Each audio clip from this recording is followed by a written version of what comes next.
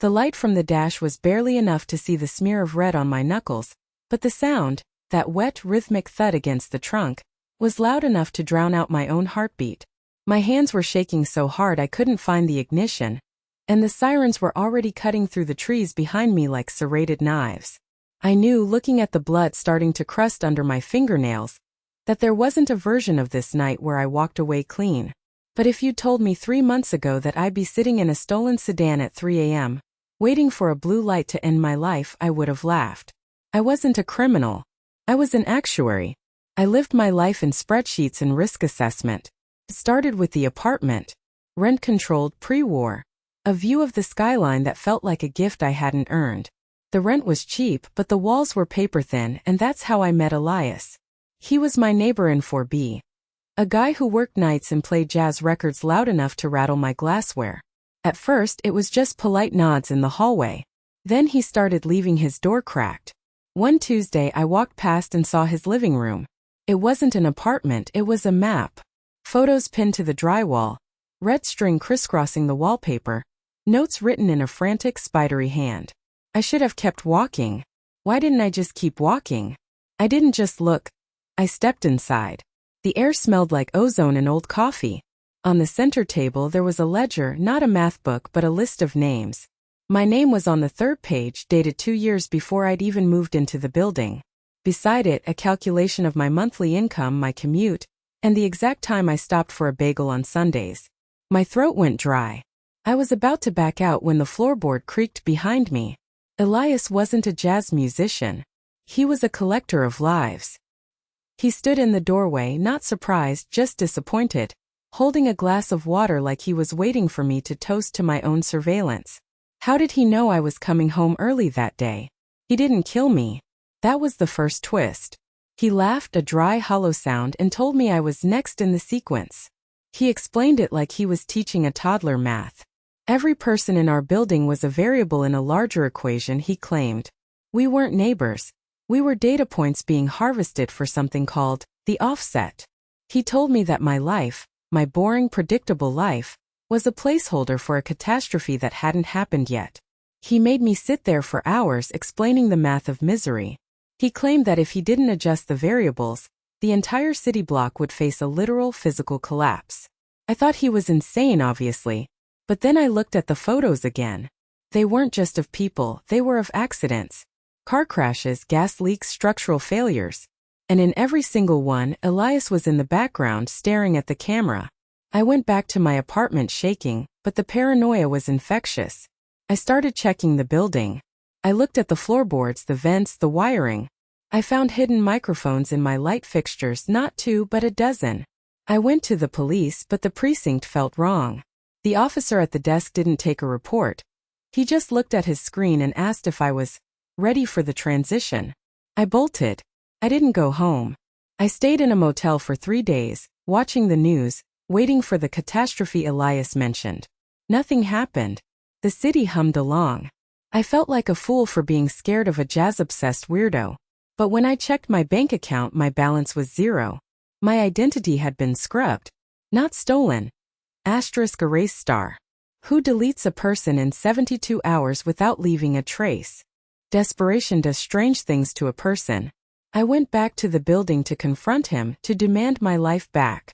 I broke into 4B with a kitchen knife, fueled by a cocktail of terror and rage. I didn't care about the consequences anymore. I just wanted to smash those boards, tear down those photos, and prove that I existed. But the apartment was empty. The furniture was gone. The red string was gone. There was just one thing left in the center of the room. A mirror propped up against the wall facing the door. And on the glass, written in what looked like my own handwriting, was an address. The address of the warehouse where I'd eventually end up tonight. Why would I have written my own death warrant in advance? I drove to the warehouse, my mind looping through every failed logic gate I'd ever built. The place was rotting, industrial, a shell of a building. I found Elias there, but he wasn't alone. He was kneeling in the center of a circle of candles, chanting something that sounded more like binary code than a prayer. He didn't look at me when I entered. He just gestured to the floor in front of him. There was a second set of keys, a burner phone, and a thick envelope. He told me the offset wasn't a cult. It was a transfer. He was tired of being the watcher, the one who tracked the disasters. He wanted to be the one who caused them. He offered me the mantle. I didn't want it. I lunged at him, the knife finally finding its mark in his shoulder. We fought for what felt like an hour, sliding through oil and dust, until he hit his head against a rusted girder. He slumped over, silent. I stood over him, breathing hard, thinking I'd won. I was free. I could leave, disappear, start over. That's when the phone in the envelope started ringing. I picked it up, my hands trembling. The voice on the other end was mine. Not a recording, it was me talking in real time, calm and cold, giving me instructions.